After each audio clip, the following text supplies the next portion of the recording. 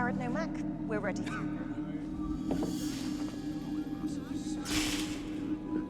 Where did you get that scar on your chin? Childhood accident. We came up with some unusual results in your blood test. Your blood has a very rare phenotype, one we haven't encountered before. What is this? This is a good news, bad news scenario, Jared. Good news for us.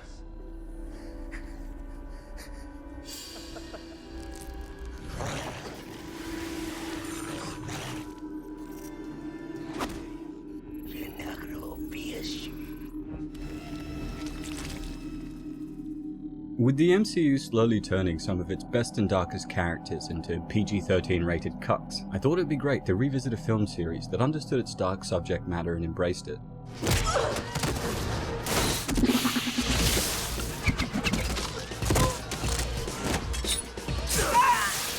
Stephen Norrington's Blade breathed life into movie adaptations of comic books, and if it weren't for its success, production companies would not have been eager to bank on the original X-Men and Spider-Man movies. With a string of horror and creature features under his belt, and tempered by his experiences on the production of Mimic, Guillermo del Toro would continue the flame with a sequel that complemented the original, progressed the story, and expanded on the titular character by introducing a new nightmare creature to shake things up. It has been said, be proud of your enemy and enjoy his success. In that regard, I should thank you. For what? Eliminating Deacon Frost. You did us a favor. After the success of Blade in 1998, New Line Cinema and Marvel were both eager to get a sequel in the pipeline. Ideas were floated immediately, including a time travel storyline and the introduction of characters like Hannibal King, who would end up being played by Ryan Reynolds in Blade Trinity. Another included the proper introduction of Morbius the Living Vampire, something we're yet to get, who was played by Stephen Norrington in a deleted scene of the first Blade movie. David S. Goyer, who wrote the first Blade, eventually penned a script inspired by The Dirty Dozen, featuring Blade and a group of prisoners sent on a dangerous mission. New Line's president of production, Michael DeLuca, approached Norrington to return as director, but with Norrington busy, the project was given to Guillermo del Toro.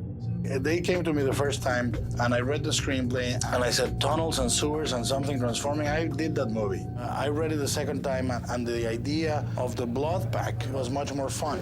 By that early point in his career, Del Toro was already known as a skilled visual director that loved monsters, and made no secret about his love of comic books and superheroes, making him perfect for the film. Thankfully, there were no issues getting Wesley Snipes back, who so perfectly embodies the character that it's difficult to imagine anyone else picking up the mantle. He brings the bladeness in. We call it keeping it funky. Every time you would say a move, he would say, that's not a Blade way to do it. What if we do this? It's got to be funky. And he would come up with absolutely really great ideas. And he's a guy that is, aside from everything, he has one thing in common with me. We are both fans. Del Toro altered the script a bit and wanted to expand on the visual language of the first film. Out of respect for Norrington, his plan was to create a sequel that did not clash with the original, while having a life of its own. I asked New Line for every single piece of film shot by Norrington, and I watched every single piece of raw dailies, all the takes, and then I said, this is what I don't want to do with it, this is what I'm going to preserve, because I wanted to give it continuity. His goal was to resurrect the scary vampire. He was tired of the concept of vampires being tortured heroes as they were in so many romantic films. Bear in mind, we hadn't even seen glittery vamps yet, but I'm sure Guillermo saw the storm brewing in the distance. His vision for the new enemy was a horrifying monster with non-traditional blood-sucking methods that would be brought to life by XFX and Tippett Studio. I wanted these vampires to be more like leeches, just a thing that is there to take your blood and that's it. There's no erotic exchange, there's no subtext. The rest of the cast included the return of Chris Christopherson as Whistler, his brutish but caring mentor, and a stacked list of great actors from Ron Perlman, Norman Reedus, Thomas Kretschmann, Leonor Varela, Luke Goss to martial arts legend Donnie Yen.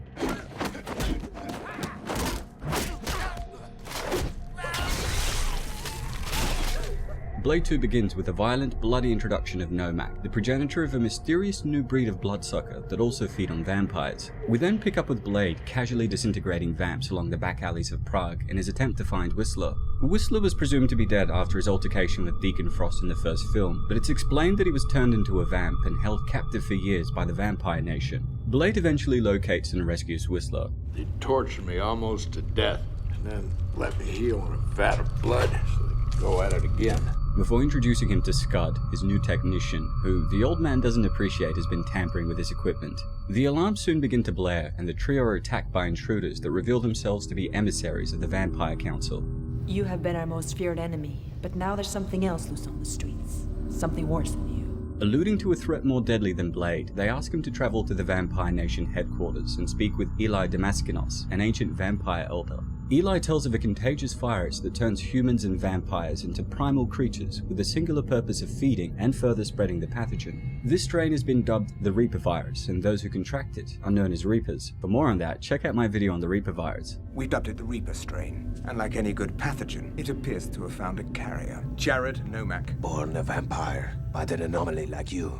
What he doesn't reveal was that they had created them. The Vampire Nation had conducted extensive research on their race's own genome, specifically the arbovirus that causes vampirism, in order to create a new breed of vampire, free of their weaknesses to silver, garlic, and sunlight. Eli subjected his own son, Jared Nomak, to these experiments, but the results were not what he intended. While Nomak did become immune to silver, garlic, and even anticoagulant agents, he remained vulnerable to ultraviolet radiation and still could not walk in the sun. Worse still, the experiments mutated and severely distorted Nomak's blood chemistry. He became more bloodthirsty than normal and needed to feed daily, or his body would begin consuming itself. Looking to get hooked up? Maybe. What do you have? Whatever you need. Whatever I need. I like that. What if I need you? Outraged that his father had turned him into a monster, Nomak fled and began his rampage, turning everyone into Reapers, whose numbers begin to grow rapidly. Blade is then joined by the Blood Pack, a group of highly trained vampires who were originally preparing to kill him, consisting of Nissa, Eli's daughter, Assad, Cooper, Snowman, Priest, Verlaine, and Lighthammer. We also have Reinhardt, an abrasive vampire that immediately challenges him and gets an explosive planted in the back of his head. Silver nitrate.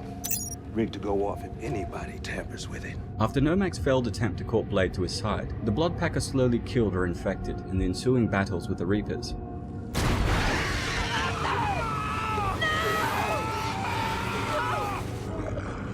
After saving Nissa by allowing her to drink his blood, Blade is betrayed by Eli, who reveals his hand. Not only were the Reapers created by him, but part of his plan was to capture Blade and use his blood to give them immunity to sunlight, enabling the vamps to rule the world. Freed by Whistler and falling into a pool of blood, the revitalized Blade fights his way through the headquarters. Can you blush?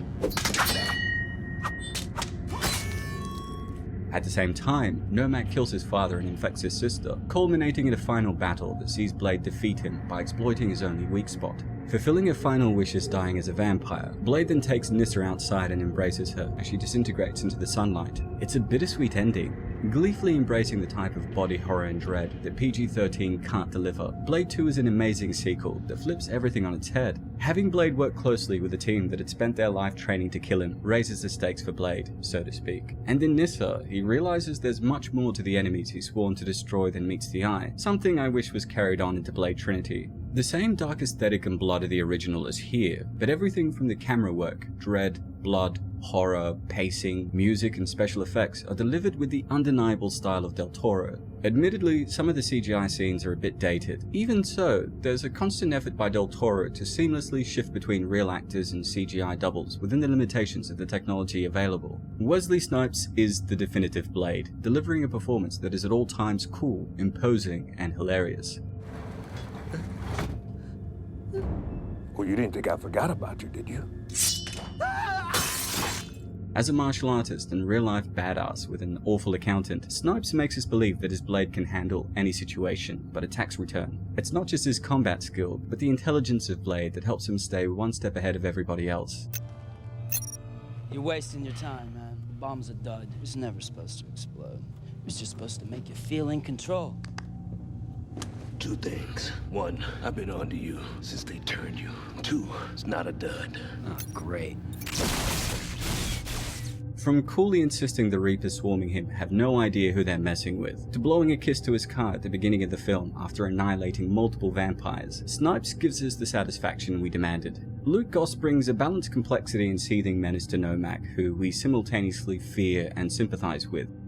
Father.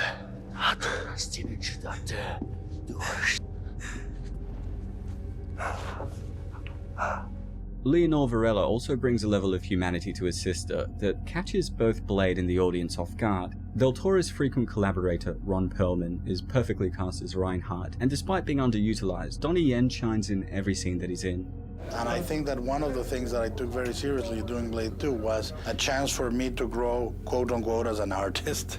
Blade 2 was a chance for me to grow enormously as a craftsman. Overall, Blade 2 is a shining piece of early 2000s cinema. It's action-packed, full of awesome characters, and is endlessly rewatchable. The blood is here, as is the menace, dark themes, and fight choreography of the original, but I can't help but smile at the fact that this was both darker and more humorous than any comic book film that we've seen in a very long time.